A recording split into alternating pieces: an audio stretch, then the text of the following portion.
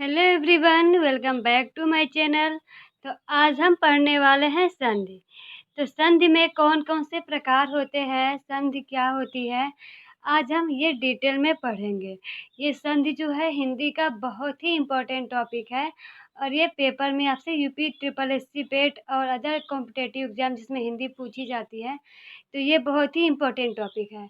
तो ये आज हम कवर करेंगे और इसका हम लोग ट्रिक से याद करेंगे। जो भी संधि है कैसे पहचानते हैं, इसको फॉर्मूले से नहीं, हम लोग एक ट्रिक से पढ़ेंगे ताकि एकदम इजीली हम लोग पढ़ पाएँ कि संधि किसे कहते हैं या जो भी संधि है, संधि पहचानने की ट्रिक एकदम झट से आप आंसर दे दो, ऐसी हम ट्रिक पढ़ेंगे। तो देखिए हम संधि कहते किसे हैं। संधि जो होता है वो शाब्दिक अर्थ का मेल होता है। जो संधि होता है वो शाब्दिक अर्थ का मेल होता है। और संधि किसे कहते हैं? दो निकटवर्ती वर्णों के परस्पर मेल से जो विकार उत्पन्न होता है या परिवर्तन होता है उसे हम संधि कहते हैं। जैसे मान लीजिए जो भी है, जैसे संधि है और समास है। अभी आप सोचेंगे कि संधि और समास में अंतर क्या है। तो जो संधि है ये ध्वनियों का मेल है और जो समास है ये शब्दों का मेल है। संधि ध्वनियों का मेल और समास शब्दों का मेल। संधि के भेद कितने होते हैं? 3 होते हैं। कौन कौन से होते हैं? स्वर संधि, व्यंजन संधि और विसर्ग संधि। स्वर संधि, व्यंजन संधि और विसर्ग संधि। आज के वीडियो में हम स्वर संधि के बारे में पढ़ेंगे।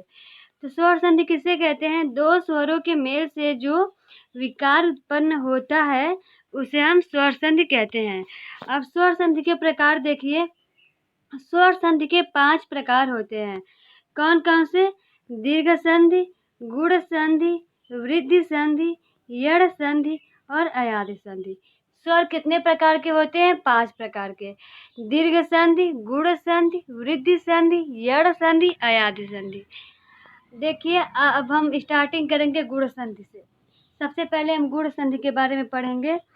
तो अ आ में अगर ई मिल गया या उ मिल गया या री मिल गया तो क्या बन जाएगा? ए बन जाएगा, ओ बन जाएगा, अर बन जाएगा। तो हमें ये बिल्कुल नहीं ध्यान देना है कि अ आ में ई मिलेगा तो ए होगा, अ आ में उ मिलेगा तो ऊ होगा, अ आ में री मिलेगा तो अर होगा। हमें ये नहीं पढ़ना है। हमें बस क्या ध्यान में रखना है? हमें बस ध्यान में रखना है ए, ओ और अर। हमें बस यही ध्यान में रखना है। अगर जैसे सेंटर में ए, ओ या फिर अर आ गया तो उसे हम तुरंत पहचान लेंगे कि ये गुण संधि है। जैसे नरेंद्र, नरेंद्र है, नरे ए आपने उच्चारण किया तो नरे बोला तो रे जब आपने उच्चारण किया तो ए का उच्चारण हुआ।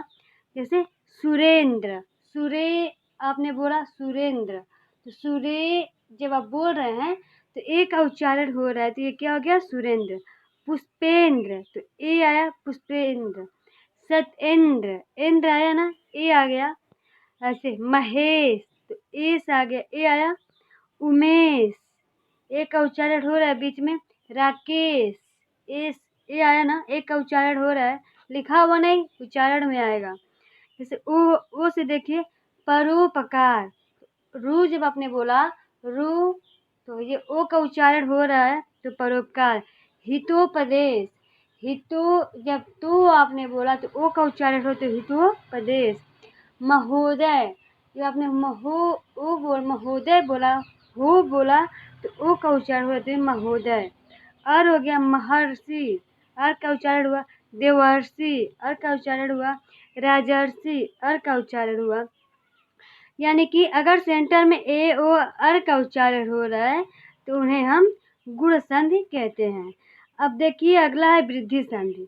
यानी कि अ आ मिल के ए, ओ आ ए मिल के ए और अ आ ओ मिल के औ।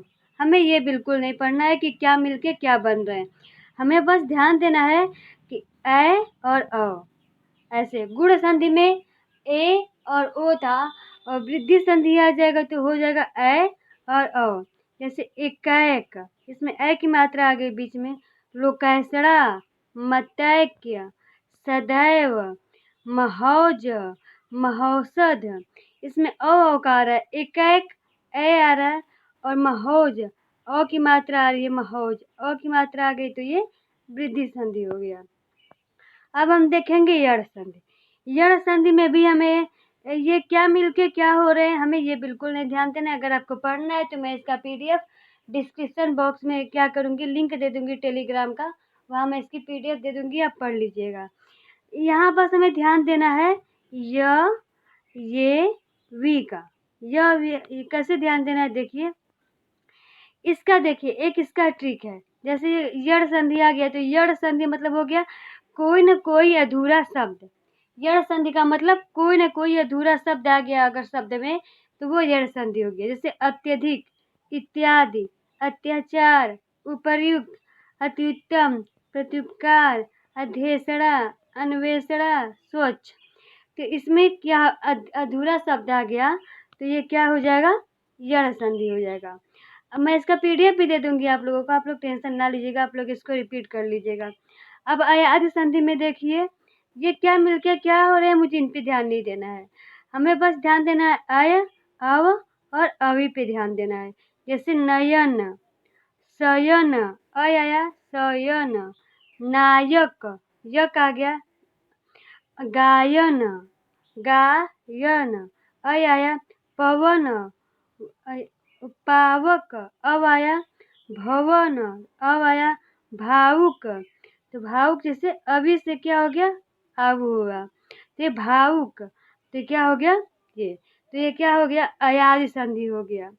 हमें बस अयादि में ध्यान देना है, अय, अव और अवि को ध्यान देना है।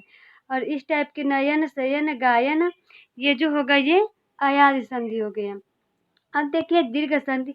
दीर्घ संधि यानी कि बड़ा संधि, सबसे बड़ा संधि, यानी कि इसमें हमें ये नहीं ध्यान देना है क्या मिलके क्या, इसमें बस ध्यान देना है बड़ा आ मतलब आ, बड़ी ई, बड़ा ऊ, यानी कि बस इसमें बड़ी आ का बड़ा आ, बड़ी ई, बड़ी ऊ का मात्रा, बस इसमें आ की बड़ा सब रहेगा जो भी मात्रा रहेगा। जैसे धर्मार्थ आ गया, स्वार्थी, स्वा, तो स्वा बोला आपने तो स्वा जब बोला तो आ का उच्चारण होता है स्वार्थी। देवार्चना, वा जब बोला तो आ का उच्चारण हो रहा है। देवालय, देवा, जब देवा बोला आपने तो आ का उच्चारण हो रहा है ना।